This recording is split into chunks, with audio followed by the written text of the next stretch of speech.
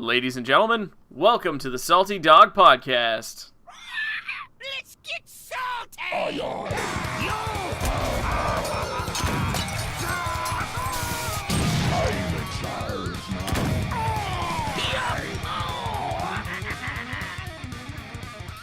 What is up, guys? Welcome back to another episode of the Salty Dog Podcast. I'm Clash, he's Dookie. We are your salty captains. Yarr! Welcome. What's up, Dookie? Oh, not much. Just, trying to pull up the outline for this show so we can have some things to talk about. Anyway. Yeah, this is really Salty Dog Podcast, the making of. This is like the behind the scenes, VH1 behind the music. This isn't a real stream. It's just where, this is behind the scenes look. I can talk about my week in Hearthstone. Yeah. Actually played more this week than usual, like a lot more. Yeah. Because I was making a video where I had to listen to a lot of music. So I figured I'd multitask and do a bunch of arenas. Right on. So, yeah, I spent I don't know how much gold I started with, but I eventually ended up going through all of it. But I did many, many, many arenas. So I was definitely making back more, not more, but it was definitely worth it. I'm definitely getting better at arena. I felt pretty good about a lot of my runs. I was 4 wins or more on the vast majority of them. So feeling better about arena these days. I'm not using Overwolf anymore. Oh, like the Hearth Arena, like built-in client thing with the tier lists and stuff. Yeah. Yeah, I'm not using the tier list. I'm just going off, what I know to be good for your mana curve and cards that are just good and all that stuff. And then also I finished my Lich King finally. So yeah, we actually both managed to pull that out this week finally. There's just been so much going on. First of all, sorry for starting the show off a little late tonight. We had a few things going on. We had to wrap up, but it has been just slam-packed couple weeks for both of us. DP was obviously on vacation down here in Florida for a bit, and that was taking up a lot of time. We just had too many cold ones to crack with the boys. Of course, anyone who's a Floridian or who's been watching the news on the storm or whatever, Hurricane Irma came through here and was a huge pain in the butt, basically, and made everybody, go to different places, and knocked out power and destroyed a bunch of stuff. And, unfortunately for everybody that's down in the Keys and in Naples and South Florida, they're having a really hard time down there. We've actually got a mutual friend down there that has sustained a lot of damage, and there's just, even, all the way up here in Tampa, we're still feeling the effects. I'm still driving around, having to treat 6-lane roads as 4-way stops with, bumper-to-bumper traffic, and it's like Fury Road over here. Yeah, so, you're living the post-apocalyptic life right now. Basically, finally I have power back, obviously. I didn't have power for a few days, but that came back on. But before my power at my apartment came back on, of course, where I work, the power came back on. So, I had to go to work again before I had power at home. So, that's great. Life is fair. But, as for me, I basically spent most of my week in Hearthstone, trying to catch up on Lich King, which I finally did take him down with all 9 classes, with all my own lists and everything. I only killed him with Murlocs with 1 class. It was Paladin. I mean, at that point, it was unavoidable to hear, how easy it is to take him down with Murlocs. But I only did it with that 1 class, which I feel like is, the most appropriate class, right? It's Yeah. Paladin's deck lists have been majority Murloc, or at least had some of the Murloc package for a while now. So I feel like they're the Murloc class. Yeah, absolutely. Yeah, Paladin was the first one I ever finished, obviously, because it's my class of choice. And the drawback he gives you as Paladin is one of the worst. Having your minions die and then he gets it is, so crippling. Yeah. So I was trying like my usual like Divine Shield build, and he was just getting all my taunt Divine Shield minions, and I'm like, well, I can't do anything. And then I was just like, why don't I just try to overwhelm him with Murlocs and just ignore everything because nothing's gonna have taunt. Yeah. And I went in with my standard Murloc deck. Wasn't even a deck that I built to beat him, and I beat him on the first try, which I know was lucky. Right. But then I was like, wow, that was crazy. Murlocs are the answer. And apparently you can beat him with Murlocs with every class except Druid and Warrior. You can do it with Priest. You can do it with Shaman. I think you can do it with... Actually, I'm not sure about Shaman because they all become 1/1s. But anyway, you can do it with at least 6 classes, kill them with Murlocs, which is, it's like the budget way to do it. Because there were a lot of decks that I wanted to make, but I couldn't because I didn't have like the Death Knight or some expensive epics. And I was just like, guess I'm going Murlocs again. Yeah. Do you think that was intentional then? Like they were like, let's make Murlocs the budget like way to take down Lich King, or do you think it was just totally unplanned? I could see it being planned, just so they're like, well, we want people to be able to do this, and there's still Warrior and Druid, which Warrior especially is no pushover, and I pretty much won by a blessing from RN Jesus himself, as I told you about. It couldn't have worked out better. So it's not like you're going to be able to just run Murlocs in every single class and just stomp the Lich King and get your new hero. You're going to have to actually work for it for a couple classes. Right. So it's not a shutout with Murlocs. Right, and that's not the only way you can do it. Like I said, I didn't use Murlocs for any class but Paladin, and it's so funny that, your favorite class, you went in with a deck that you didn't even craft to beat Lich King and beat him on the first try, and I did the exact same thing with my favorite class. It was the first Shadow Reaper Anduin deck I ever made before there were tier lists or anything out, and I just went in. It wasn't even wild, it was just my standard Highlander Priest with Shadow Reaper Anduin and just beat him on the first try. And now, it's not as impressive as some of the other classes since he doesn't actually do anything to you when you're a priest. He just like silences you, which is hilarious, as we've talked about on many levels. But he's no pushover without. Priest was one of the hardest ones for me. Yeah. Apparently you can use Murlocs, but which is so funny.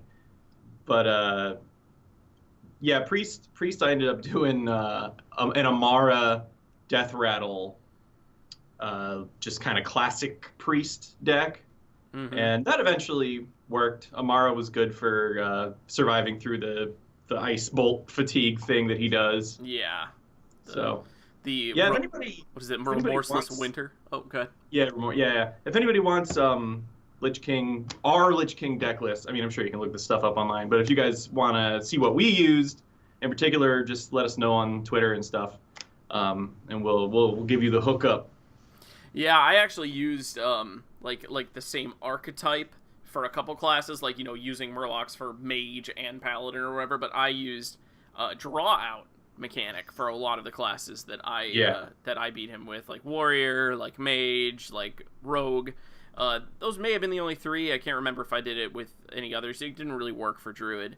But that one is, if you haven't tried it yet, even if you've already beat Lich King, try it with one of these classes, with one of the ones that's really good with draw-out mechanics. Like, I actually think Mage worked the best, since all rogue spells get destroyed, so you can't use Gang Up or anything like that.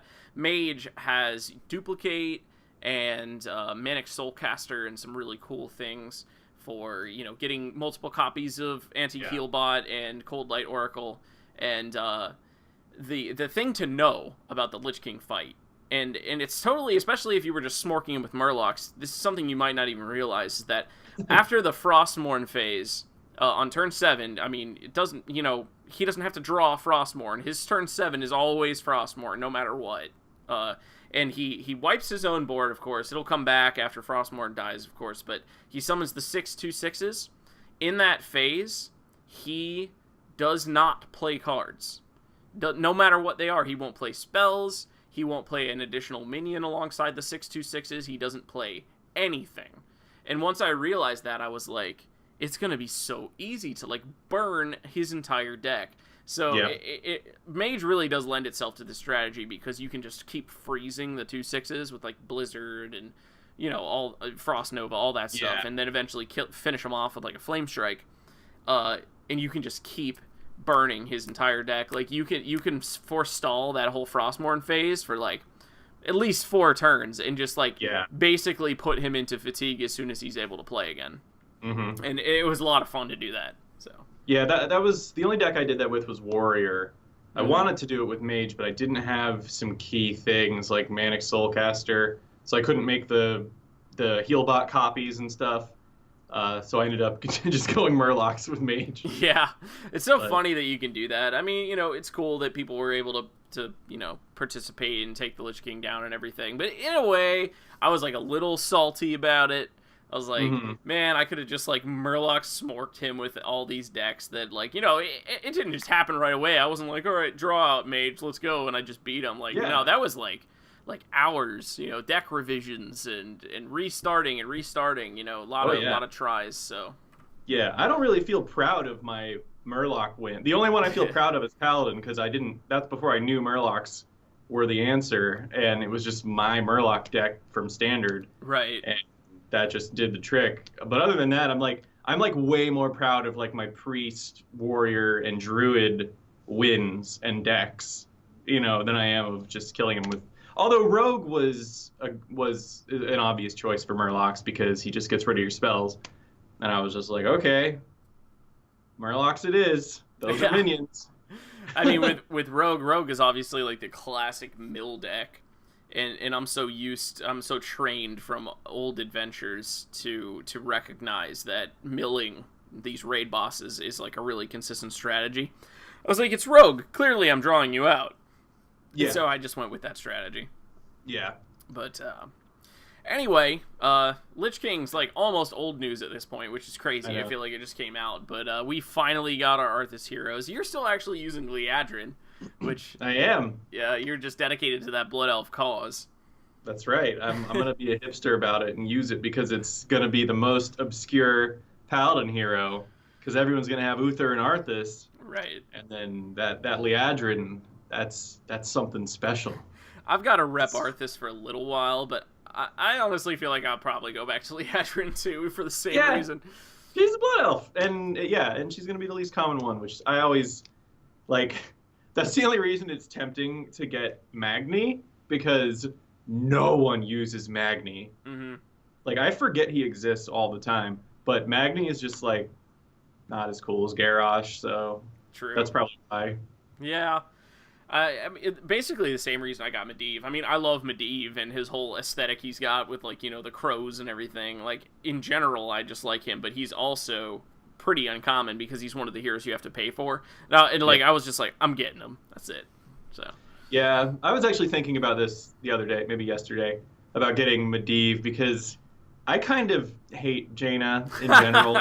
I mean, she's just Alliance scum, and she always comes off as just a bitch, so... Yeah, and Medivh is awesome. Medivh's a badass. Yeah, Medivh's really cool. Yeah. But anyway. Yeah, that's enough about all that. There, we finally have, like, our whole show back together. We haven't done, like, all of our segments, so we're gonna talk about the news, Oktoberbrawl, Hearthstone Global Games. We have some homebrew lists that we've been testing out on Ladder. We have our salty card segment back, and finally, of course, always capping the show with our card creation challenge. But for now, let's move on to the news and see what's going on. What's happening? Gadgets and Gazette always gets the scoop. Time is money, friend. Keep it quick, kid. I ain't got all day. So, this is a pretty interesting thing that's come about recently. It's called the Oktoberbrawl. And on principle, I really like it, but in practice and implementation, I think that it's maybe a little bit lacking. But first off, do you want to describe what Oktoberbrawl is? I would love to. All right. So I didn't even know about this until I literally was looking up what news can we talk about on the show? And then I'm on like the Hearthstone site, and they're like Oktoberbrawl, and I clicked like 2 different articles about it, and I was reading one, and I was like, this doesn't make sense. And then I realized that was the second one, and I had to read the other one first to understand it. But basically, they're partnering. This whole thing is a partnership with Twitch, so they're trying to push getting Twitch Prime subscriptions and whatever. And they're giving out 2 free card backs if you link your Twitch Prime and your Amazon accounts, which I did today, and it was a fairly simple process, and I got both of these card backs. And you can do it with a Twitch Prime free trial, so you really don't have to like spend anything if you don't already have Twitch Prime. So you might as well just get, a couple cool card backs. The card backs are Light and Void, which you can see on our VOD if you're watching. They actually look kind of similar, and it's hard to even tell which one's supposed to be light and which one's supposed to be void. Yeah, I mean, the light one, it has the silver border, and it kind of has these, like, blue kind of specks of light coming out of the center of it. But the void one is lighter. There's more light coming out of the void one. I kind of look at it as, like, is that card is in, like, shadow form. Yeah, they're cool. They're just very similar, both very purpley. Yeah. So basically, the point of this is there's this Twitch stream promotion going on with 2 teams of Hearthstone streamers, Team Void and Team Light. And Team Void is composed of Dog, Tice, and Jackie Chan, Chan. And Team Light is composed of Kriparian, Reynad, and Ali Straza. And the way that you can participate as a Hearthstone player is by equipping your chosen card back for your chosen team to your decks, and then when you win games in Arena, Standard, and Wild, you score points for your team. And what that's going to do is make packs available to the team, because they're actually starting with a welcome bundle. That's all they have. So what you're doing by winning games for your team is giving them access to more packs so they can open more cards, make their decks better, and play against, defeat the other team. So it's kind of a weird, convoluted thing, and it's not in the client at all. And I didn't know about it till I looked up news for Hearthstone. But if you want 2 card backs, just go link your Twitch Prime and your Amazon accounts. There's no like in-game tracking of, if you're like scoring points for your team or anything like that. So it's a little sloppy. Yeah, I will say that I did find out about it through, in a way, not the client, but the launcher, right? That's where they're telling you what's going on, and I saw this whole Oktoberbrawl thing, and I clicked on it, but that's what you have to do. You have to seek out the information outside the client, which is one way in which I think it's kind of weird, because a lot of people, they just play on mobile, they just log in, there's nothing about it in the client, anything like that. Yeah, I click through the client so fast every time. Right. I'm just like, play.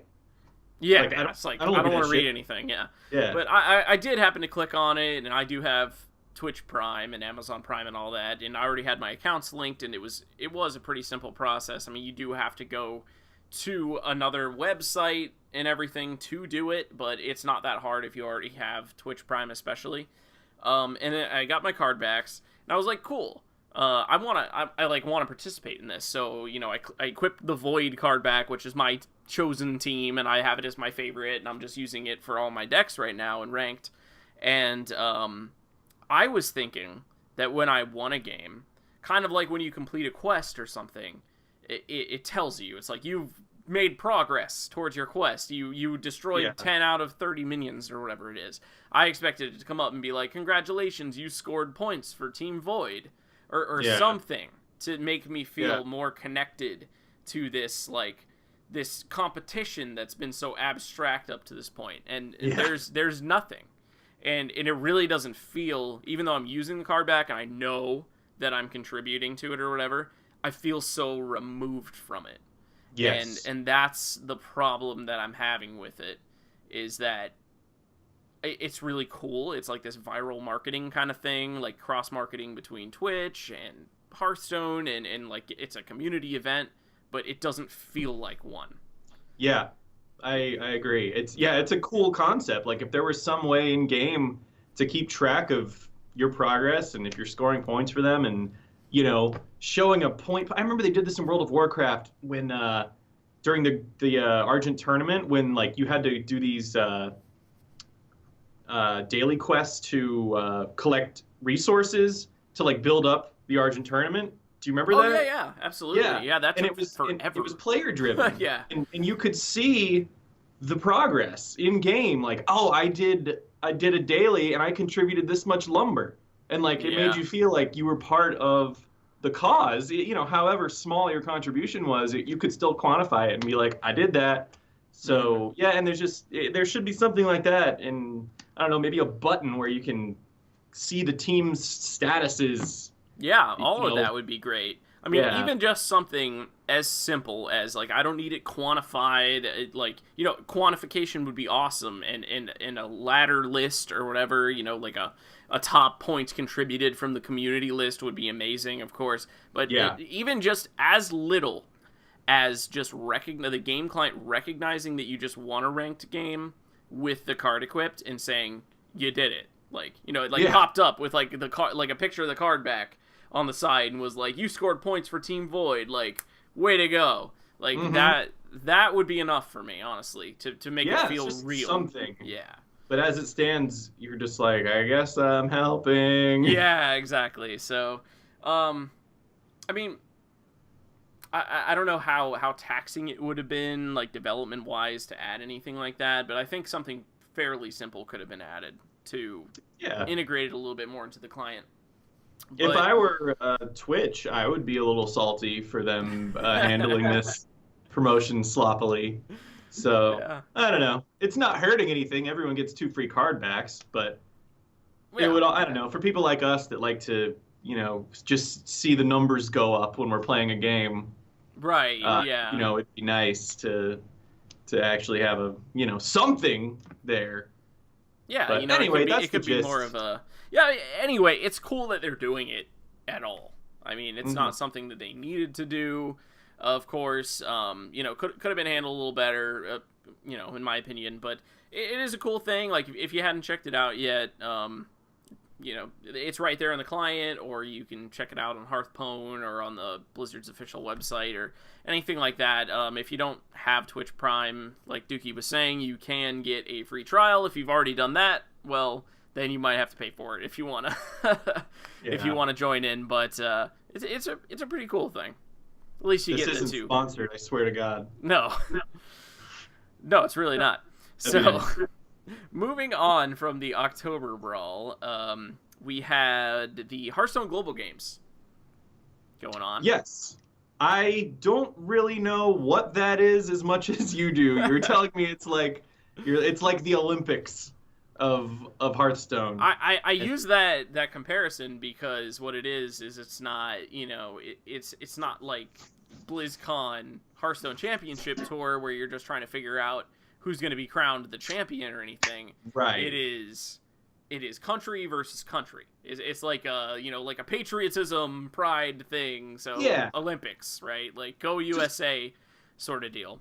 And that is what the Hearthstone Global Games is. I think it's really cool. It's another huge tournament that you can get behind and watch and have someone to cheer for.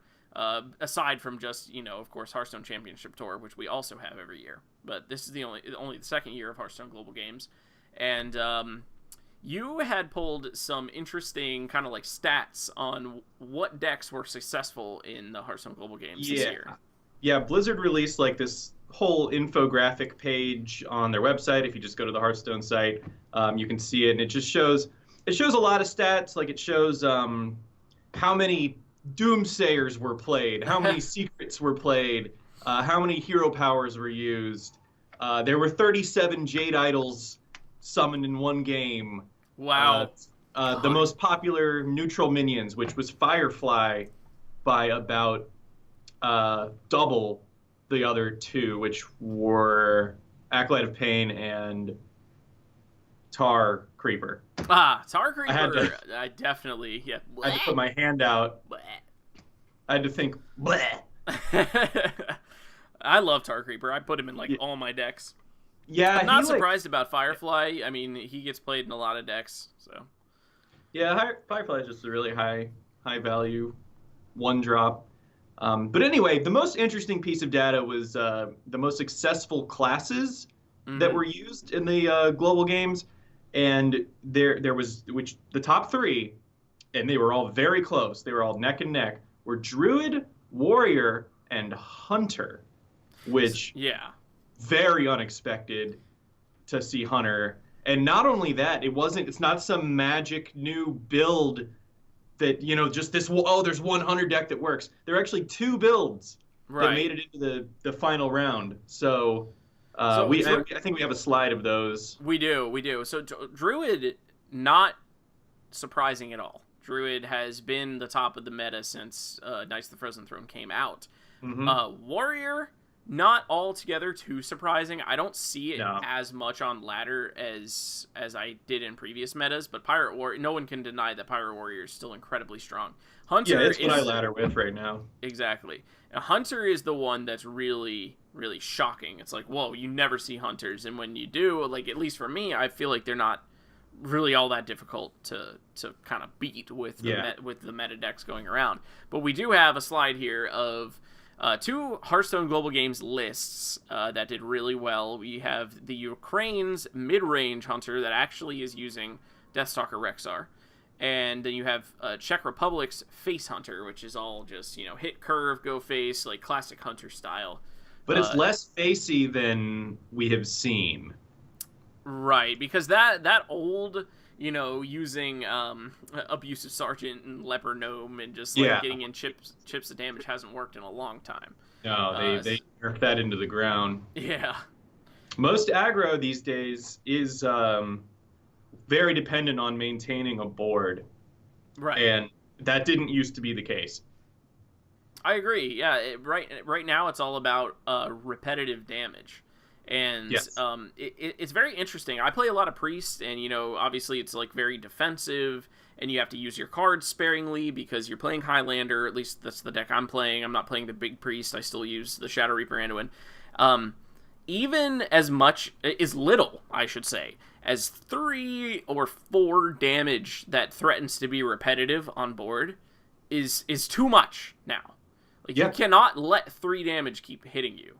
Like, you might have to use something like a Dragon Fire Potion just to get rid of that, what seems like a small bit of damage, because it really just starts to add up. So it feels like a different world we live in than the Face Hunters of yore. But I'll go through these lists really quickly. The mid-range one is the one that I'm the most interested in, because I haven't seen yet a Deathstalker Rexar deck that actually performed well.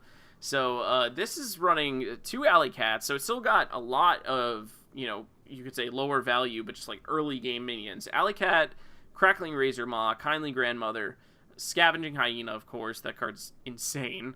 Animal Companion, 1 Deadly Shot, double Eaglehorn Bow, 2 Kill Command, 2 Rat Pack, 1 Unleash the Hounds, which is kind of crazy to me. I feel like that's always been just like a backbone of the Hunter deck. But it's not even in the other one, which is even more crazy to me. But 2 Houndmasters, 1 Corpse Widow, 1 Deathstalker Rexar, 2 Savannah Highmane, 2 Hungry Crab, 1 Direwolf Alpha, 2 Golakka Crawler, and 1 Spellbreaker. There's a lot of stuff specifically targeted at certain things, like the Hungry Crabs and the Golakka Crawlers, of course, Murlocs and Pirates. That's very interesting that this deck might actually be good because of counterplay. Exactly, and I think that this deck performs much better in a tournament setting than it would on ladder. This is not something that I would take to try to get to Legend, on ladder, because you don't know what you're running into. This was probably brought in a tournament setting very specifically to get a victory against one of these 2 decks. A deck that's running Murlocs or Pirate Warrior. Yeah. That kind of thing. For sure. And that may be why it performed so well in the areas that it did, because it cornered a very specific niche. And that's where ladder play and tournament play differ drastically. is in what cards you need to bring and the variety of decks that you could potentially face with that deck. Yes. So. Yeah, absolutely. Yeah, I mean, the mid-range one just screams counterplay to me. Yeah. And the face one is running Hungry Crab. It's not running Galaka Crawler, but right. Yeah, it's still running Hungry Crab. So and actually it's got Eater of Secrets. We'll get there. But right. Yeah. In fact, their entire neutral, the 6 neutral cards in the deck are counterplay as fuck. Oh like, yeah, they're all in there for that. That's what that reason. Is. Yeah. So I'll read through the more aggressive Face Hunter version from Czech Republic. They have 2 Alley Cat, 2 Jeweled Macaw, 2 Tracking, 2 Crackling Razor Maw, 2 Kindly Grandmother, 2 Scavenging Hyena, 2 Animal Companion, 1 Deadly Shot, 2 Eagle Horn Bow, 2 Kill Command, 2 Stitch Tracker, 1 Tundra Rhino, 2 Savannah Highmane, 2 Hungry Crab, 2 Eater of Secrets, and 2 Spellbreaker. So definitely what you were saying is all the Hunter class cards, definitely you see just, hit a great curve, aggressive, stereotypical Hunter strategy there. And then the 6 from the neutral, all just shoring up potential weaknesses in there. Yep. Eater of Secrets is huge. Yeah. Double Spellbreaker, that's... Yeah. Like, get your taunt out of here. Basically. I mean, that screams you need this because of Spike Ridge Steed to me. Yeah. Or just to get through a big taunt minion, like Lich King, silence the end of turn effect and get through the taunt. But it really, I mean, Paladin is the deck that I always want to have silence against. I mean, all 6 of those cards in their neutral slot, all counter Paladin potentially. Exactly. So. I think Eater of Secrets is probably in there more so to counter Mage. So that if they represent lethal and there's a secret on, they can just go ahead and get around that ice block. But yeah, it does. You're right. It definitely gets around any secrets they might get off of the hydrologist. I can never remember that thing's name. I always think arcanologist. All the ologists and their secrets. Oh yes, yeah. Hydrologist. Yeah. Yeah. Okay. So one thing I've noticed that both of these decks have in common, which it's crazy to me, and I don't know if you had picked up on this yet, but there are no secrets. Right. No explosive trap, no freezing trap, no cat trick, nothing. Yeah. And that is, it almost makes sense because every time I've tried to build a Face Hunter deck in like recent times, I'm always like, well, yeah, you gotta run like a freezing trap to, keep your board alive and get your weapon beefed up. But I always feel like it doesn't really fit, but I also feel like I just have to because that's how Hunter decks work. And it's interesting that they have just totally cut out secrets. It is interesting to me as well because there are very powerful secret synergy cards still in Hunter, like the Come Midnight. Yes, what is she called? Oh my god, I just had Cloaked it. Huntress. Yes, Cloaked Huntress. The new legendary Putricide. That. I mean, I always thought that he was going to be really good, but obviously no secrets. He's not in these decks. I don't know. I can't really place my finger on what would about this meta is making Hunter Secrets not good. Because they still seem good to me. Like I remember playing Secret Hunter not even that long ago. Just maybe 2 metas ago, and it was incredible. Yeah, I think it's not that they're not good. I think it's just that board presence is so much more important. Do you remember, like, original Face Hunter and Hunter for a long time never ran Scavenging Hyena? Because I do. It didn't do anything. It would just, like, die or whatever. But now, board presence being as important as it is, you got Alley Cat that poops out another minion. You got Jeweled Macaw putting one in your hand. You got Crackling Razor Maw to adapt your 1-drops. You got Kindly Grandmother making another minion. And all that, curving into Scavenging Hyena, you can get that thing humongous on turn 2 or 3. Oh, I've died to it, trust me. Yeah. And you maintain that board presence. That's the name of the game right now. Yeah, and I mean, and if you're trying to pull off the opposite, like, using Highlander Priest or whatever, the name of the game is denying your opponent a board. Yeah. That really does seem to be like the interplay right now. Is if you don't get what you put in the deck to control your opponent's board, then you just lose. If you lose board, you lose the game. Kind of. I guess Savannah High Main is the finisher with the potential charge from a Tundra Rhino the turn before, who has great survivability. And this is just in the more aggressive one with the Tundra Rhino. So that's the one I'm like focusing on. Yeah. Because for one thing, I don't have Rat Packs or Deathstalker Rexar. So right. I'm gonna build this. I'm gonna go home and build the face one. But the mid range one's interesting too. I like that Corpse Widow is getting used. I like that Deathstalker Rexar is getting used. Mm-hmm. Rat Pack is just infuriating. So it makes sense that's in the deck. Oh, Rat Pack's a great card. I am glad to see it in a deck as well. I mean, it synergizes really well with the Corpse Widow, of course. Anything with Death Rattle does. I'm surprised to only see one Corpse Widow in there, but I guess it's because there's not a whole lot of Death Rattle in the deck. Really seeing... you get the effect once, and then you're like, cool. Yeah. I mean, Kindly Grandmother's free on the turn that you play Corpse Widow, which is awesome. Yeah. So, again, I would definitely say, like, it's very cool to see Hunter getting some use, and it's interesting to see a class that maybe doesn't perform as great on ladder as it does in tournaments when it can focus down a specific type of deck. Mm-hmm. But still, I really don't see either of these doing great on ladder. I mean, obviously you'll be able to get some wins, but I feel like they're going to be a little inconsistent just based off of not knowing what you're going to fight.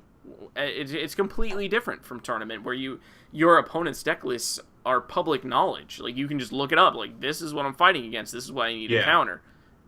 It's crazy different.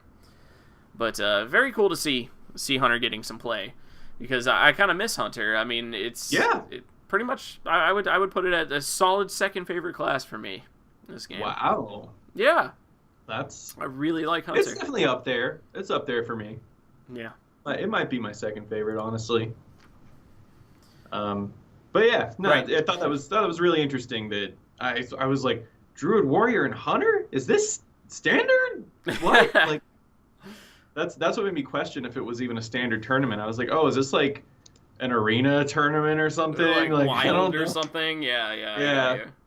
But yeah, anyway, that was the most interesting thing I thought from the global games. Mm-hmm. And also, I mean, not seeing Priest on the list of decks that performed well at Hearthstone Global Games, it reminds me of last meta with Dragon Priest was rampant on ladder. And, currently Highlander Priest is listed as third on the Tempo Storm's meta snapshot as far as represented like good decks to ladder with. Yeah. And Dragon Priest was always really high, but always performed rather low in tournaments. So, and it's like the opposite of Hunter, which is performing rather bad on ladder, but good in tournaments. So yeah. I kind of like that. It's interesting. Yeah. Yeah, it's interesting that the dynamic changes in that kind of setting. Right. But that about does it for Hearthstone Global Games and news about the game and everything. So we already looked at some of the popular deck lists from Hearthstone Global Games. Let's look at the probably Tier 4 deck lists that Dookie and I have made here in our homebrew section. See if we came up with anything cool. What's something extinguished? I hope you like my invention. Love my new recipe for science! Alright, so we have yours up first, which is a Mage deck simply called Boom, I see. Fun fact about Boom. Boom has been around since day one of me playing Hearthstone. I have never deleted Boom. Because they kind of give you Mage as like the default like first class to like work on when you start Hearthstone, and I was always such a big fan of Red and Magic that I figured Mage would be like, I want to throw fire and lightning, except they don't have lightning, they have ice. I want to throw fireballs at my opponent and just blow them up with cool special effects and fireworks, and I want it to be flashy and awesome. And so I never deleted Boom, and I try to revise Boom every single meta.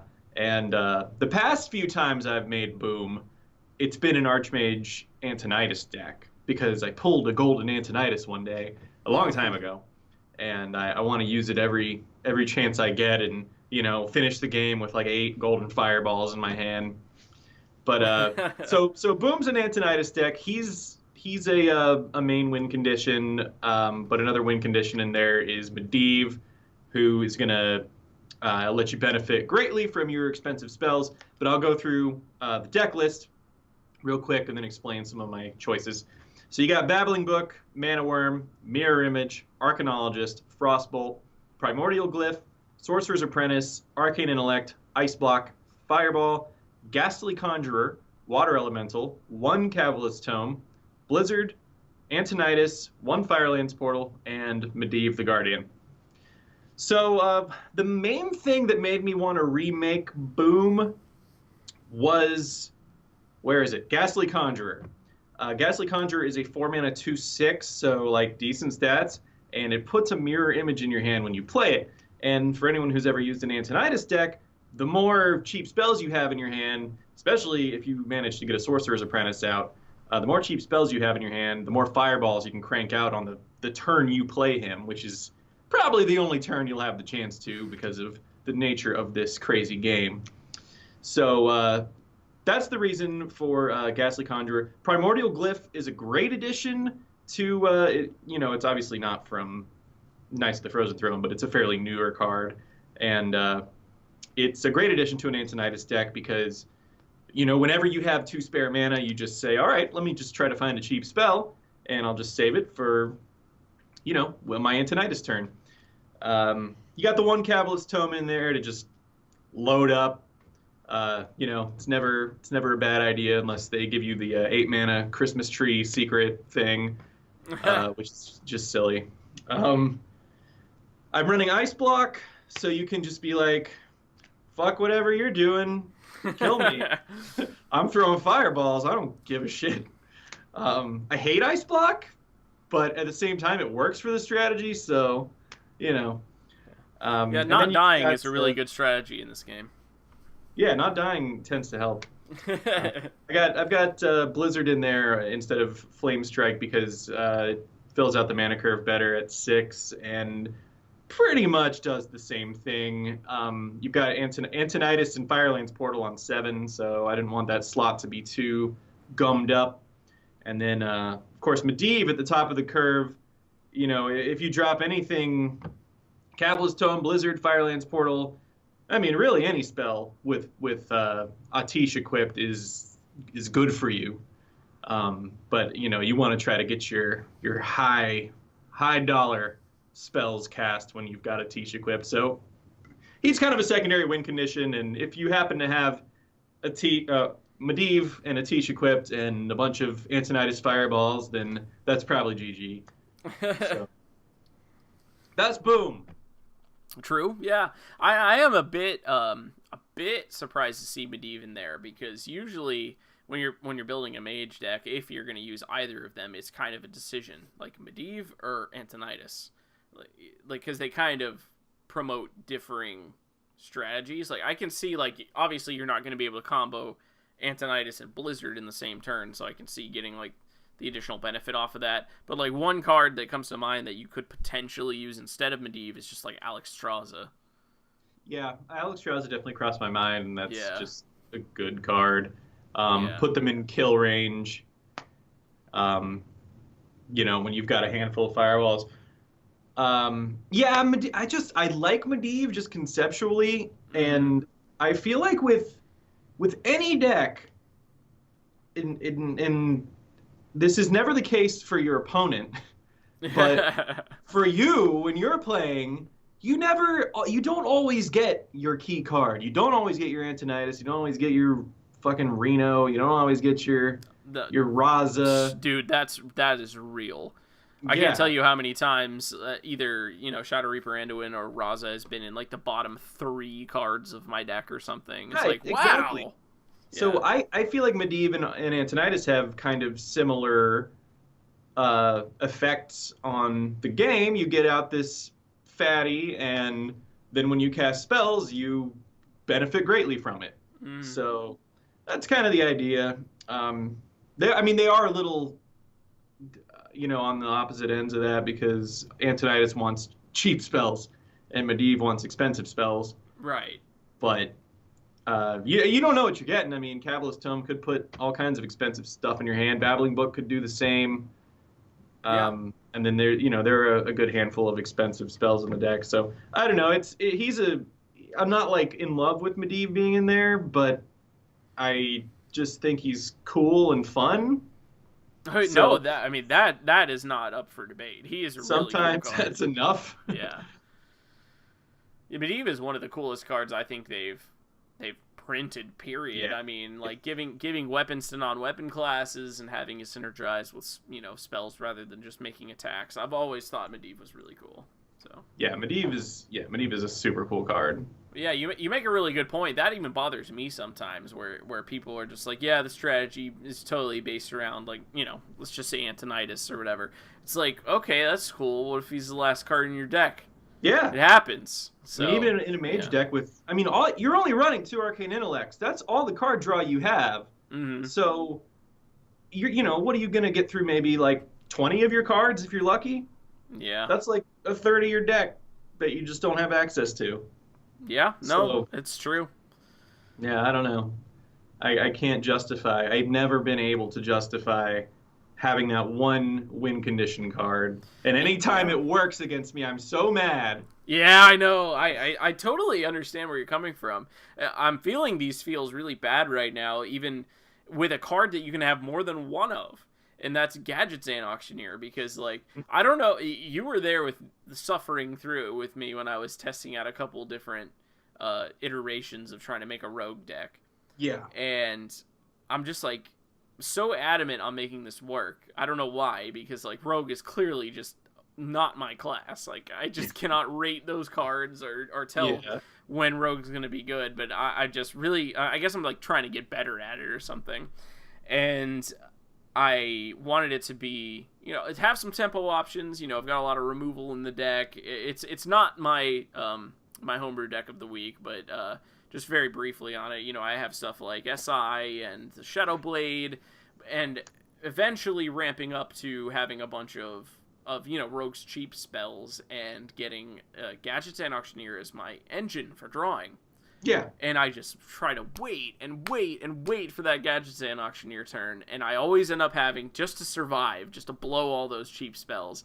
And then right afterwards, I'll get that Gadgetzan Auctioneer, like, every time. And I'm just like, no, why? I mean, that's exactly what happened to us when we were playing last night. I was using Boom against your rogue deck, and Boom's still at its core a tempo mage deck, and you were having to just blow through all your stuff in order to deal with what I had on the board. And no matter what, like, I could have been fireballing your face, remember that, but I was just like, I gotta make sure he doesn't have anything.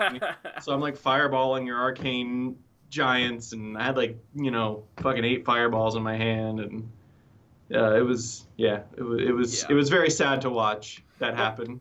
But basically, my point being is, like, it's like Gadgetzan Auctioneer is not even a legendary. I have 2 copies of that thing, and I still can't count on it showing up when I need it. So I definitely get what you're saying there.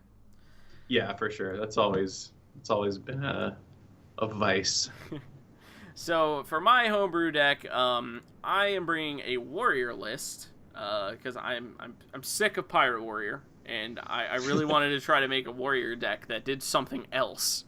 As I was just saying, my rogue decks haven't really worked out up to this point, but I found some success going up back to an old tried and true throwback.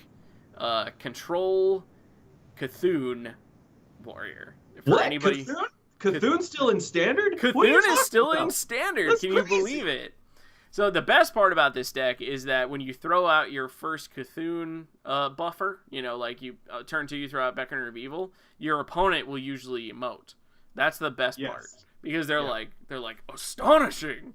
Because they don't even realize that Cthulhu's still something that you can use.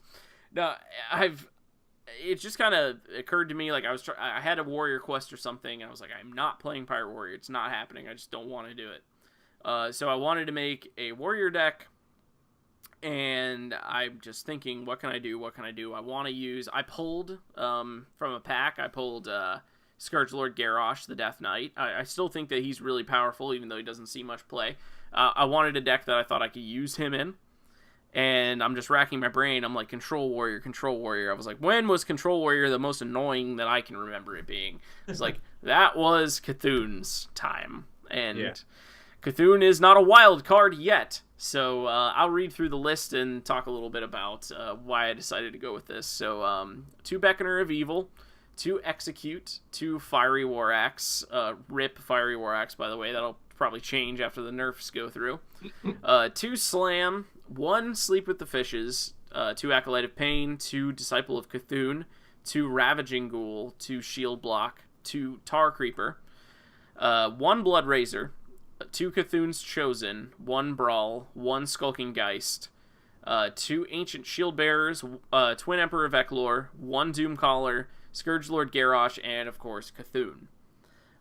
So what made me think Control Warrior might be able to see some success on ladder is there's a lot of very aggressive decks on ladder. You can see Token Druid, you can see the Evolved Shaman. There's a lot of decks that you can beat simply by grinding them out of resources, mainly minions, and Warrior's really good at that. No matter, I mean, if you get an insane Evolve, it's not immune to Brawl. You know, you're still going to get them down to 1 minion. And possibly it could even be your minion, and you just wipe their board entirely. I have seen some decent success with this. People don't see it coming. There are no techs against anything like this. And, you know, as a result of it being kind of rare on ladder, people don't really know what your list is or how to really play around you, which is also something that I've noticed being a good thing for using this deck. People just overextend like hell into this deck. And you know, it's kind of going back to what you were saying as how much this meta is about being on board.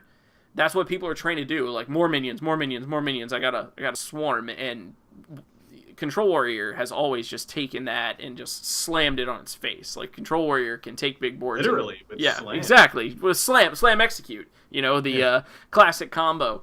It's kind of cool. You know, it's cool to be the only... I'm such a hipster when it comes to this game, honestly. Like, I'm like, yeah, nobody else is playing this deck, so I'm having fun. Yeah. But it has been a lot of fun. Scourge Lord Garrosh helps the archetype immensely. I mean, you get the extra armor, and Shadowmourne as a weapon is incredible. I mean, talk about taking down boards and not even having to take that much damage doing it. I mean, people do not position around that weapon, even when they realize that you're playing a Control Warrior deck, and it's likely that you could have that. They're just not thinking of it because it's not a card that you see a lot of. So you'll see these perfect Shadowmourne setups where you can hit like a 1/1 and kill like 2 4/4s at the same time. It's just great.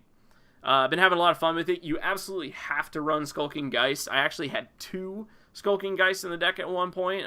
Went back down to 1, but if you don't have that, you just lose to every single Jade Druid you ever match against, which is not a fun experience. Yeah. You know, because, I mean, Jade Druid beats you in fatigue, which is not something a lot of decks can do to Control Warrior, and it just outramps you. You can't continuously kill all their infinite Jades, so you need to take out their idols. That's why that's in there. Everything else is just your standard control. Just keep their board clear, keep gaining health, really high-value stuff. You play your Cthulhu, they kill it, you Doomcaller it back into your deck, helps you with fatigue, gets your Cthulhu back. It's a lot of fun. I've been having a good time with it. So if you're looking for something that's, you know, a control archetype that actually kind of works, this has been doing it for me. I've so far managed to rank from I started this season at rank 17, and I'm currently pretty much exclusively with this deck rank 10. So 7 ranks with this deck so far. I would say maybe the one thing I would change is go 2 brawls. Yeah. Because a lot of times when I see that first board clear, that first AoE come down and it, fucks me over or it doesn't, whatever, then that's what I'm like, all right, foot on the gas, you're going to die. And I play all my shit. And then in the event that they have the second one, I'm just like, okay, well, I'm toast now. And you don't have that option here. If like, you've got Sleep with the Fishes and Blood Razor and Ravaging Ghoul, but why not just take out one of those and put in another Brawl and just be like, I don't need to combo this with any card. Fuck everything you have. Yeah, the thing with Brawl for me is it's a couple things. I mean, I'm not going to say you're wrong. Like, I've definitely considered going back up to 2 Brawls. There were 2 Brawls to begin with. Yeah. Very early aggressive decks, like Pirate Warrior, for example, can still really blow this deck out of the water, just depending on what you draw. And there were a lot of games where I've been sitting there with 2 Brawls in my hand. I'm just like, these don't do anything. Like, even if I get to 5 mana, like, and I play it, they still have a minion, and I'm still behind. That was, like, probably the main driving factor behind it. I had to push the curve down. I make a control archetype, and I make it too heavy and too greedy, and I have to continuously push it down to deal with early aggression. And that's basically what happened to that Brawl. But I am considering maybe putting in a second Sleep with the Fishes. But the problem is, since that comes down early, that's great, but it is a combo piece, though, which is a problem, because you do have a lot of activators. Yeah. So that's potentially... Yeah, basically I was going to say, like, take out Sleep with the Fishes and put in another Brawl, but maybe another Sleep with the Fishes would deal with some early board. Yeah. It's really the early board that is a problem. If you look at everything that's kind of 2 mana or under, I mean, Beckoner of Evil is just a 2/3. That's not great. Since it's a battle cry that doesn't even have an immediate effect on the game. I mean, Fiery War Axe is currently bonkers, but that's going to be gone. Honestly, the Fiery War Axe nerf might actually destroy this deck entirely, because so many times it is dependent on getting an early axe. Because then look at your 3 slot. Yeah. Yeah. But hey, before that nerf comes through, if you wanna take Cthulhu out for one more spin before he's gone at the beginning of next year, it's actually pretty good. And if for some reason you are matching against more control and it's coming down to decking and fatigue and stuff, there's a spot in here somewhere you can free up a spot for Dead Man's Hand, which just turns around and fixes the control matchup. Oh, yeah. I had that in initially, but I was facing against so much aggro that that was a dead card in my hand. A dead hand. It was a dead man's hand. Literally, it literally is. If you're holding Dead Man's Hand and you can't use it. Yeah, no, literally, that's what I would think. Yeah, I would draw it and be like, oh, yeah, I'm dead now. Yeah, that card's super meta. It's breaking the fourth wall right there. Yeah. So that does it for our homebrew section. If you were looking for anything new to try. Fenner Dude in chat says he just doesn't have Veclore and he didn't want to craft it. So I can relate to that, because I was going to make this deck. Oh, yeah, and you don't have Veclore. And I don't have Veclore. Yeah, exactly. And I was like, I'll craft it, and then you were like, don't craft it. No, honestly, I wouldn't recommend anybody craft Veclore just to play this deck. It's not like I have an obscene win rate. I mean, I've been climbing consistently with it, but I wouldn't. I mean, it's going to be all of the Whispers of the Old Gods stuff is rotating out at the beginning of next year with the first expansion of next year. So it's not going to be in long enough to warrant crafting it. Honestly, I still think that you could see some decent success with this even without Twin Emperor. I mean, he's a crazy card, but Warrior has a ton of insane taunt minions. Even just Tarlord, that thing's nuts. Oh yeah, Tarlord's yeah, fantastic. That's almost the same stats as Veclore. So you could replace that slot with Tarlord. You could even move some things around. It's something that you can definitely do without him. I mean, he's one card. He could be on the bottom. That's what we've been saying all night. So don't not build a deck because you're missing one card. Unless it's like a Kazakus deck, Unless it's Cthulhu. Yeah.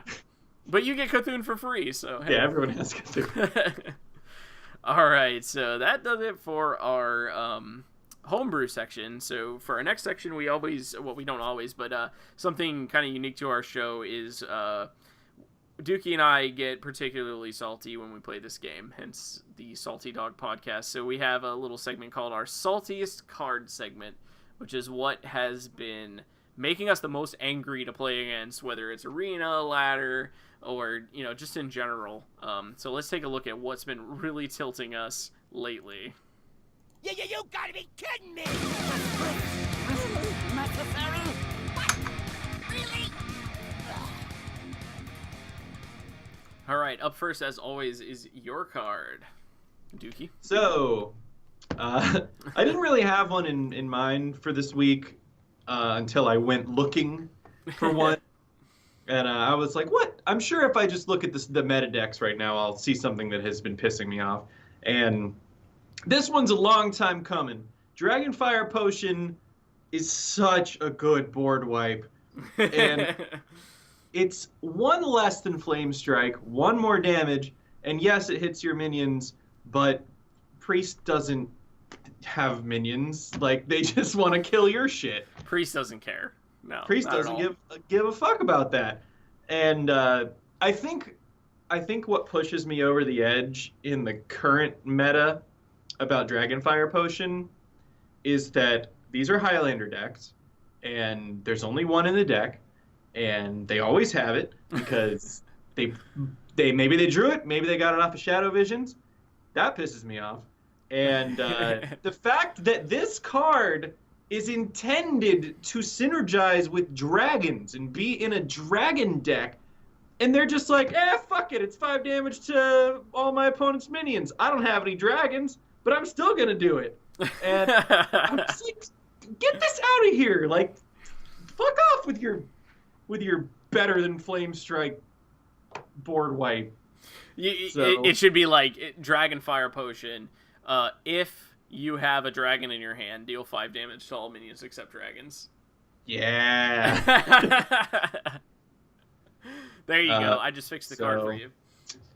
You know what? It should be deal 5 damage to all characters except dragons. Oh, so the priest has to take damage? Yeah, so the priest has to take... I don't know. I don't know if you want the priest to have 5 burst damage from hand. Bring it.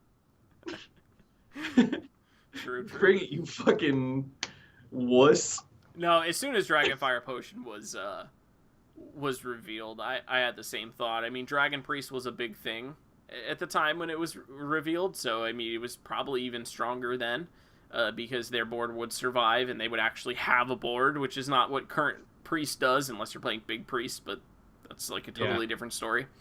I was like, it doesn't matter if you're playing dragons. A 6-mana 5 damage board wipe is just insane. It's still amazing. Yeah.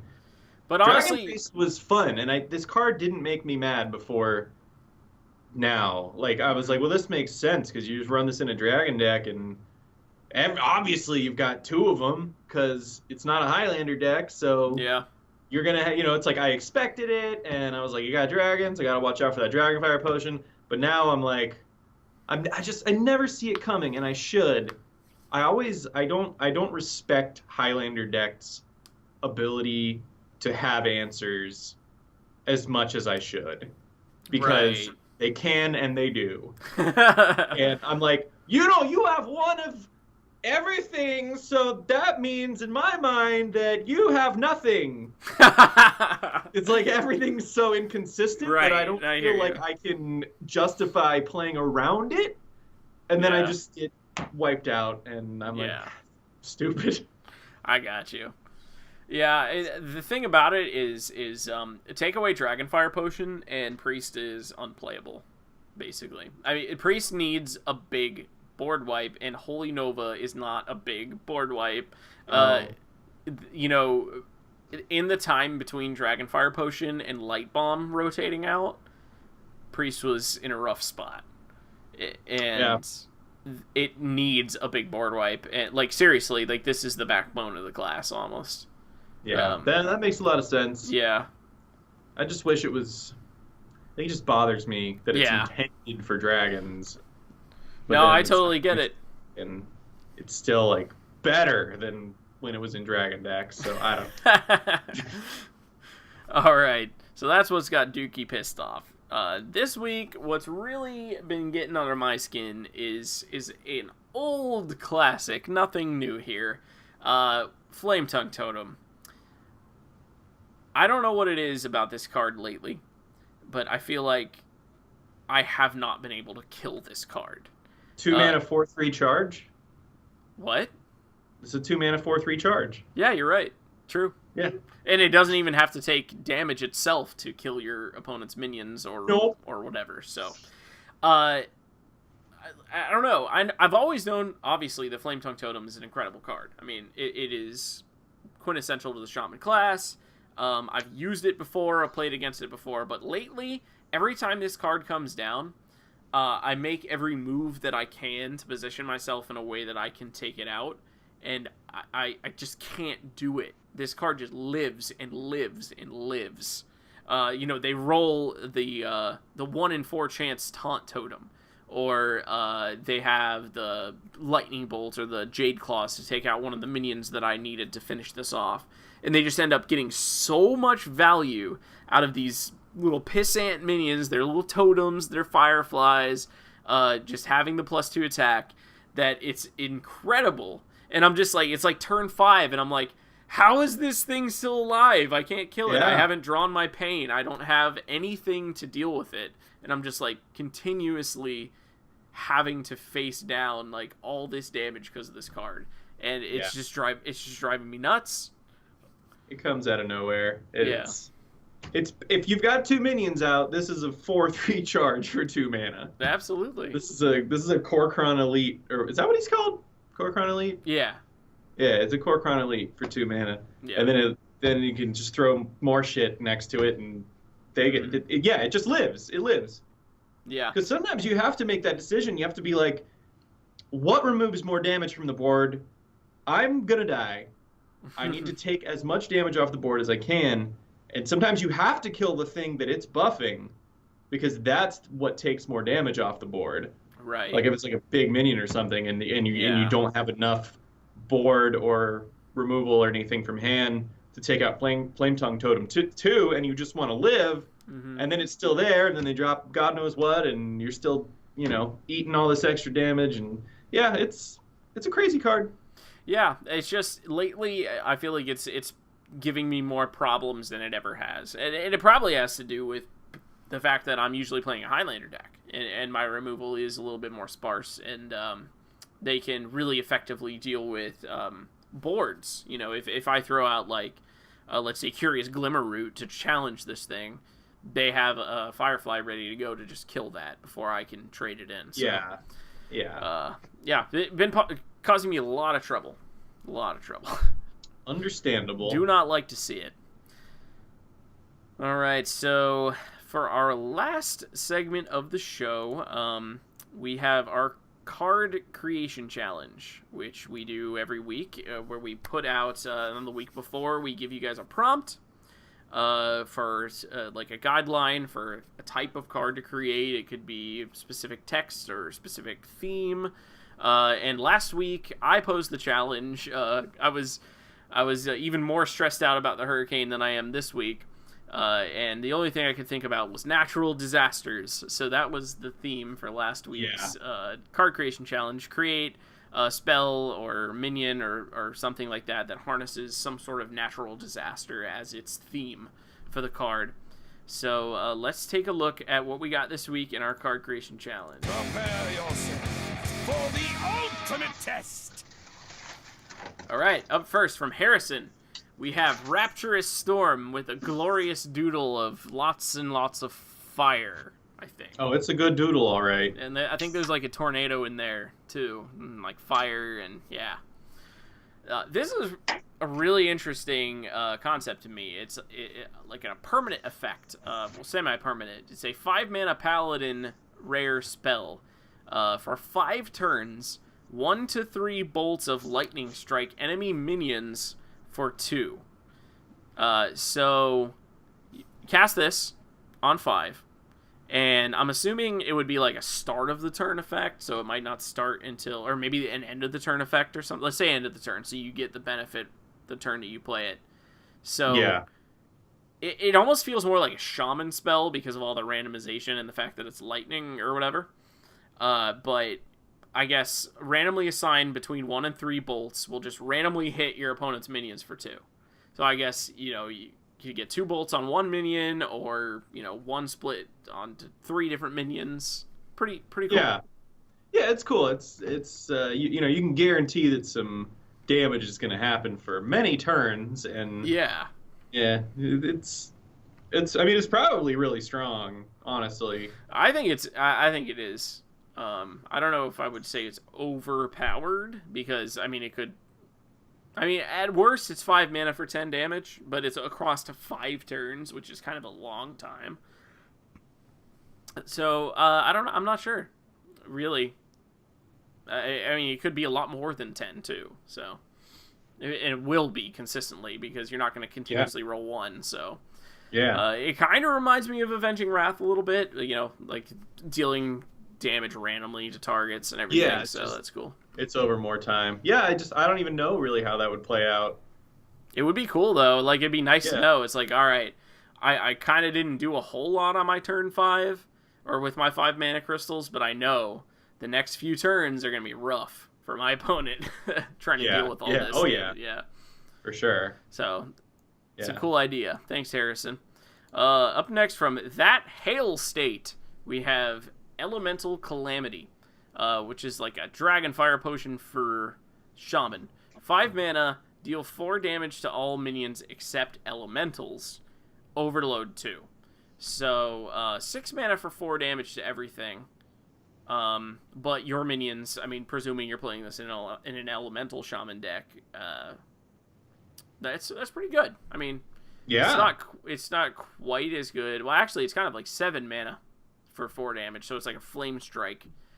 Maybe not quite as good as Dragonfire Potion in that way, because it's lower damage output and more mana. But it does come down a turn earlier, which you can't underestimate that. Yeah, no, it's definitely comparable to Flame Strike, and if assuming you're just using all elementals, then it comes out before Flame Strike, which can be that's not to be underestimated. So I feel like that's a good balanced card, actually. I do too. Yeah, it's kind of a little less efficient than Dragonfire Potion, but there are so many times where I wish that I could overload 2 and deal 4 damage to all minions on turn 5. Yeah. Oh, absolutely. That one turn can make a huge difference, especially, if you're facing down Flame Tongue Totems or something. Yeah. For sure. Yeah, it's cool. I like it. That would be something that would promote using elementals and shaman, which never really caught on, even with Kalamos. There was like a time where it saw a little play, but that time has passed. Yeah, for sure. It needs some more elemental synergy if it's gonna ever be a thing. Yeah, no, this is a good one. Yeah. It's only 1 more mana than Consecration, and it's twice as much damage. So, this is solid. I could see him printing this. Yeah, I like it a lot. All right, up next from Nate Lou, we have Deathwing Azeroth's Shatterer. 9 mana, 8/8 dragon. At the end of your turn, add a random shattering natural disaster to your hand. For anybody who hasn't played WoW or just didn't play during the whole Cataclysm thing, Deathwing gets awakened and just takes off and just wrecks the whole world, basically, like changes the geography of the world with everything that he does. He's so powerful, just like rips the world asunder, literally. So that's what that's referencing.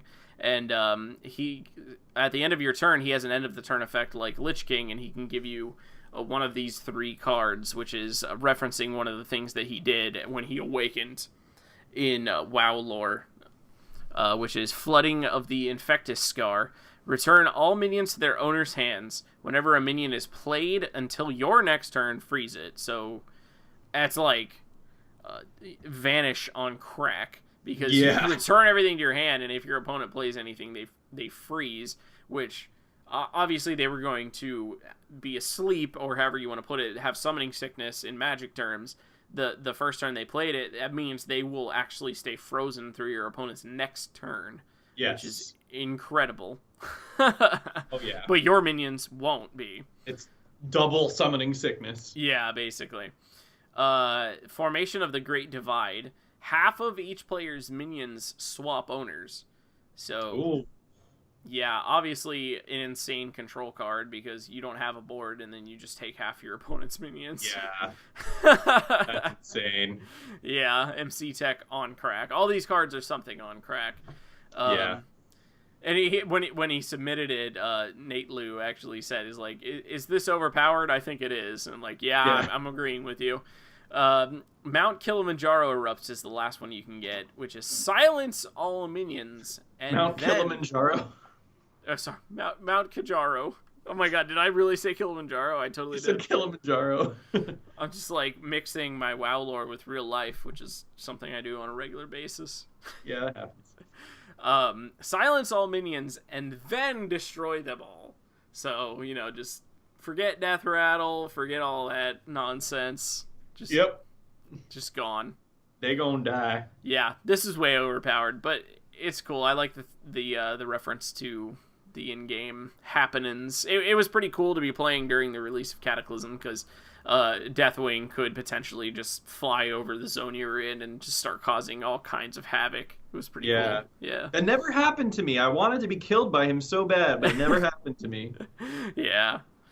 It was pretty cool. All right.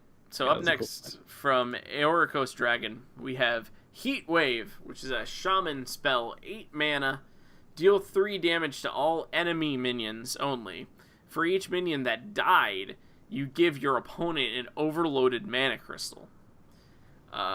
So that's insane, but if you look at the mana cost to damage conversion, 8 mana for a 3 damage board wipe is pretty bad.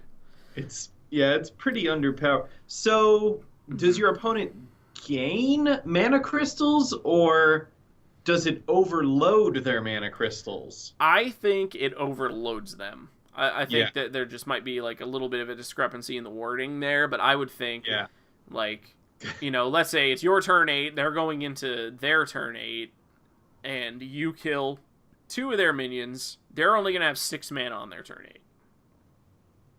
Yeah. That's the way I read it.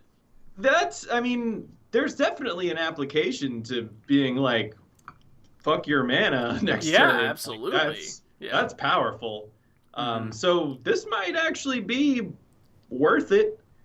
I was thinking if it gave them overloaded mana crystals, this is the worst card I've ever seen. But if it actually overloads their mana crystals, actually, Aoricos in chat is saying, they don't gain mana crystals, so it overloads your opponents. So there's application for that for sure, like locking down their turn 9 or their turn 8. So yeah, absolutely. I mean, not being able to play like one of your big bomb cards, like not being able to play Lich King or Death Knight Anduin or whatever it is that you want to play on that turn, it really throws you off. Which is another reason why they probably would never print anything like this, because they don't want you to like unexpectedly not be able to do something you thought you were going to be able to do. Yeah. Like, the only card they've ever printed that even kind of disrupts like your future plans is Dirty Rat. And that card is wildly inconsistent. So it's wildly hated. Yeah, well, yeah, it's pretty hated. But it can backfire, but a lot of the times it's used in a deck where you just, hex it or execute it or whatever the minion you pulled out. But a cool idea. I've always thought of cards like this that either deny your opponent mana rather than ramping your own mana, or forcing your opponent to discard. We don't see a lot of that kind of stuff in Hearthstone, but hopefully maybe one day they'll start to venture into that realm. All right, up next. Oh, what were you gonna say?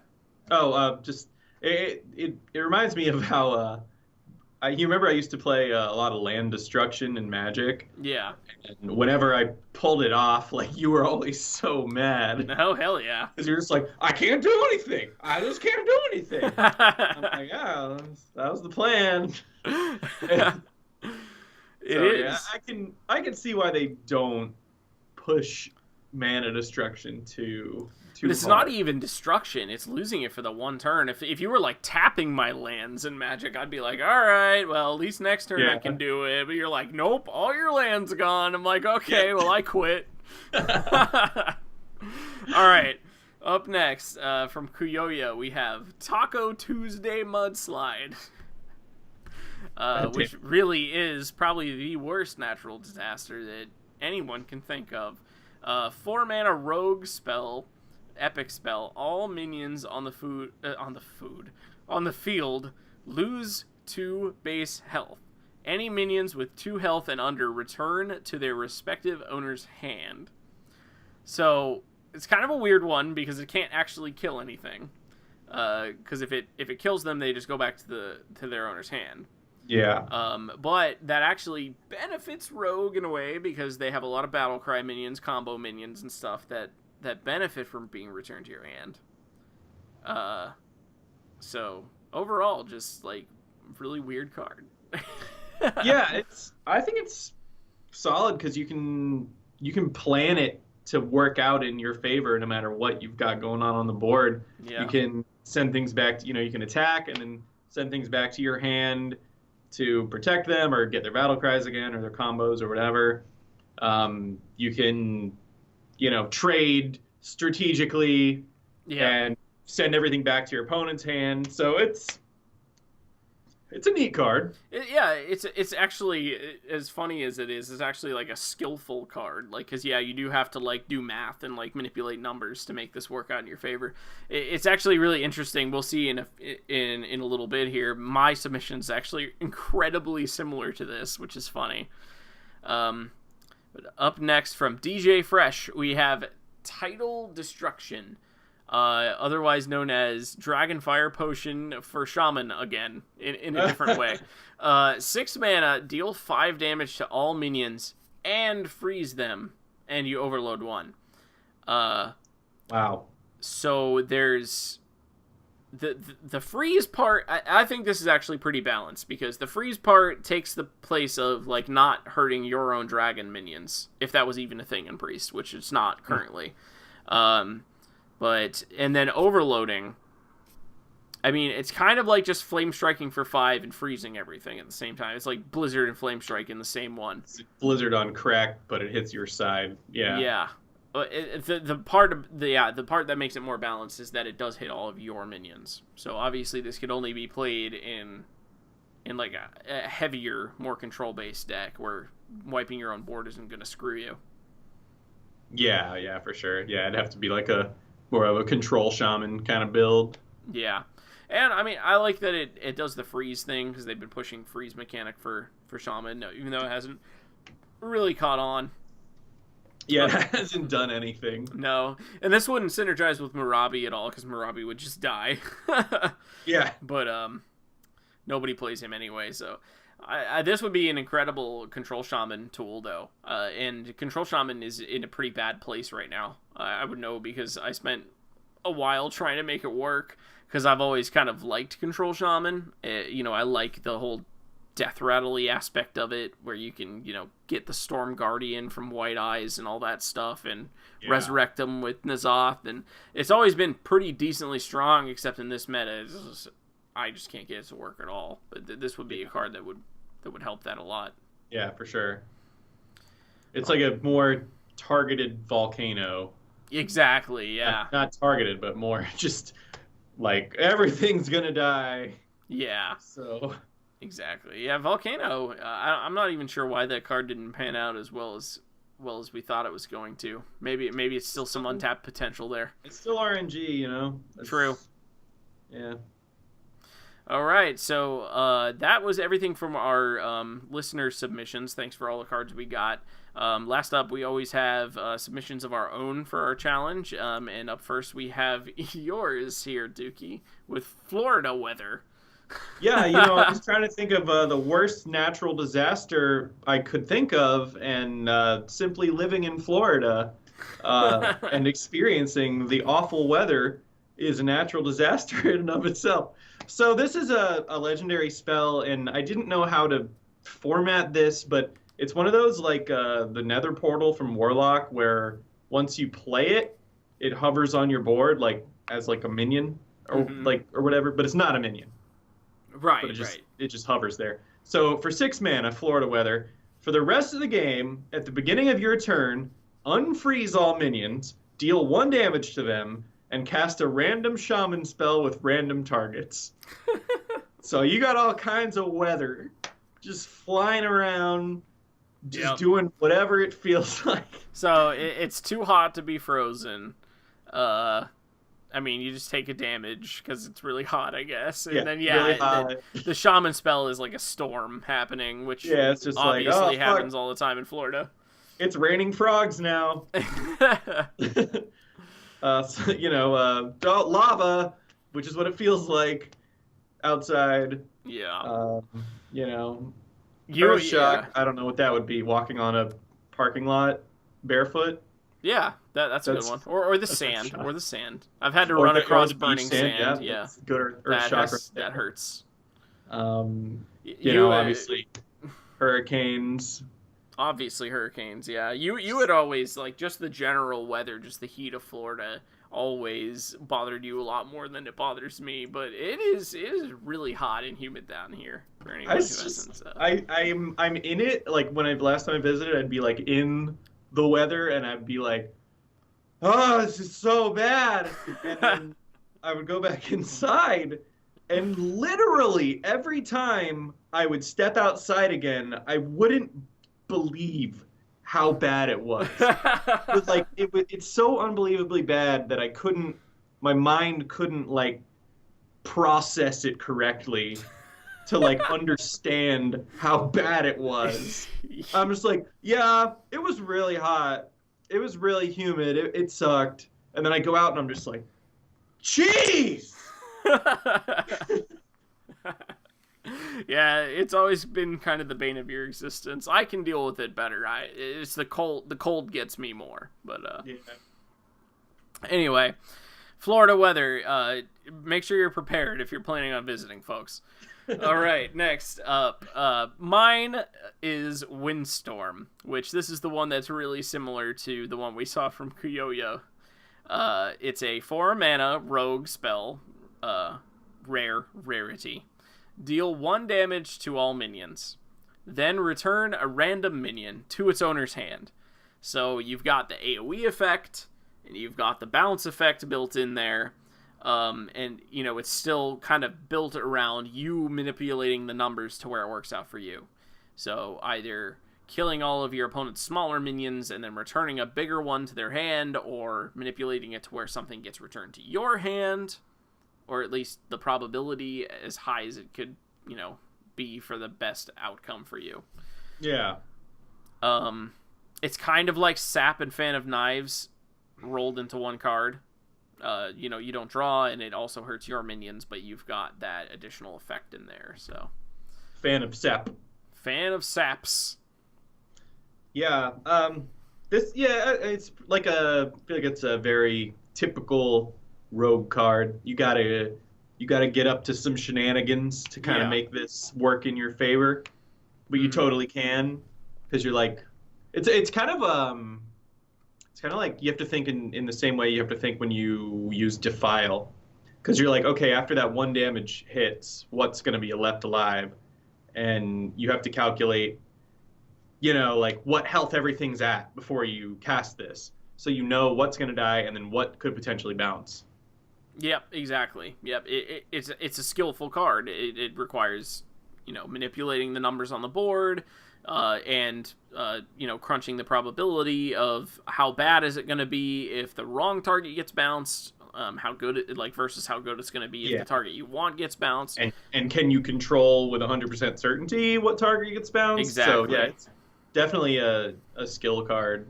Yeah, I thought of it, and it sounded really crazy, and then I, created the card, and I looked at it, and I was like, I feel like this is a card like that could legit get printed. Like I don't know, I don't often feel that way about cards that I make, but I was like, I feel like this could actually be a rogue card. Yeah. Florida weather could never be printed. No. The card is stupid. But yeah, no, this is good. I like this one a lot. One of our commenters said maybe too much mana.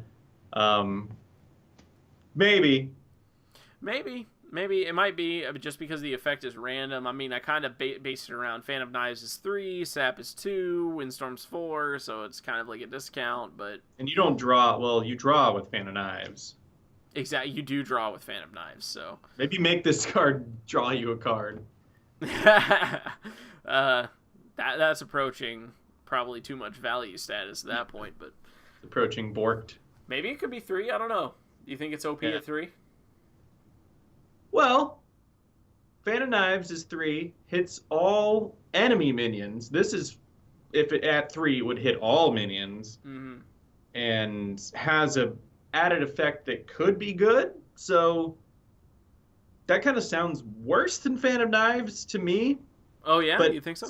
It's also more able to be manipulated. Yeah. So maybe that's where the benefit is in it. You can manipulate it. Yeah. Word. All right. Well, that does it for our card creation challenge, and consequently for our show, as usual. And this is the point in time where Dookie probably does not have the card creation challenge for next week. Oh, you thought I wasn't prepared, but I was. Oh, snap. He's got it. So I have, for our next card creation challenge, I'm currently waiting to really seriously ladder until the nerfs happen, because I just feel weird playing against things that are going to be nerfed in the future. So I have nerfs on the mind, on the brain. So the challenge this week is going to be take an existing card and either nerf it or buff it to make it more useful, more balanced, more fun, whatever. So nerf or buff an existing card. That's the challenge. Okay, and like the main goal of it though would not be to make the card unplayable or to make the card overpowered. It would be to make it playable and strong, right? Yeah, make it fair. Make the card make fair. It balanced, fair, strong, something you would see in a deck. Yeah, exactly. Yeah. So, all right, that's the challenge. It's a tough one. You got to think about it, but I also feel like it's a fun one because I'm sure everyone has shit that they are just tired of dealing with and would like to see nerfed or buffed or whatever. Yeah. There's a lot. Think about the potential there is in buffing classic cards, or really from any set, but there's so many cards in Hearthstone that are just so useless, so unplayable. So if you don't have a nerf idea, think in terms of buffing, because there's a lot you can do there. Yeah, absolutely. I agree. That's a good challenge. I'm excited to do it. I think I'm probably going to be going the buff route because there's plenty of priest cards out there that I'd like to see changed. I'll probably buff something also, yeah. But buffing's more fun than nerfing, right? But nerfing is like a more important aspect of the game, I think. So. Well, nerfing can be quite satisfying. So. Yeah, that's true. Well, anyway, thanks everybody for listening to the show. If you came out live, thank you so much. Thank you to all of the people who submitted and consistently submit every week. Hope to get you guys back and some new submitters for next week's challenge. I am at Clash. Oh my gosh, I'm so tired I can't even talk right now. The best way to contact us is through our Twitter handles. I am at Clash, KLASHE_HS on Twitter. Dookie is at DookieShed on Twitter, and our joint Twitter is at Salty Dog Podcast.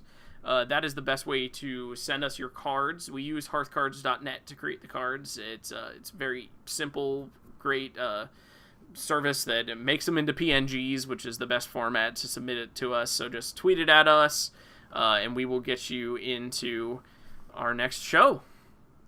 That's right. All right. Any other closing thoughts there, Dookie? Before we go, rate us highly on whatever platform you're watching us on. Thank you. All right, that was beautiful. That's all I got. Thank you. Stay salty. I have to pee. All right, bye. All right, professional ending to the show. Normally we would stick around and wait. Where'd you go? What? Wait, what? Oh, this Skype is so stupid. All right. Normally, we would stick around, do some games with, our winners for the card challenge, and we will definitely do that at some point, but I am dead tired, and I cannot stay awake any longer. You don't have it in you? It has been a long week for me at this point, so anybody who's hanging with us that we didn't get a chance to play, let us know next time. We'll definitely get you in. We'll have a longer show or a longer after show next time, rather, to make up for my failure here. But I would say that I'll stick around and play people, but you'd have to hit spectate on me and then just leave it open. Oh yeah, like leave my computer out. Then the stream would be going for like 24 hours while I sleep. Yeah, I guess we can't really do that, can we? Unless, you could cast from your side. You could OBS from your side if you wanted to. That's true. I have to pee too bad to even think about that. So maybe we should just go. All right, just this one time. We're gonna call it early. Thanks still everybody who came out. We will absolutely get you in for games next time. We'll be here later than we normally would, but for now I'm dead tired. Gotta get out of here. All right, guys. All right. Take care. See you later.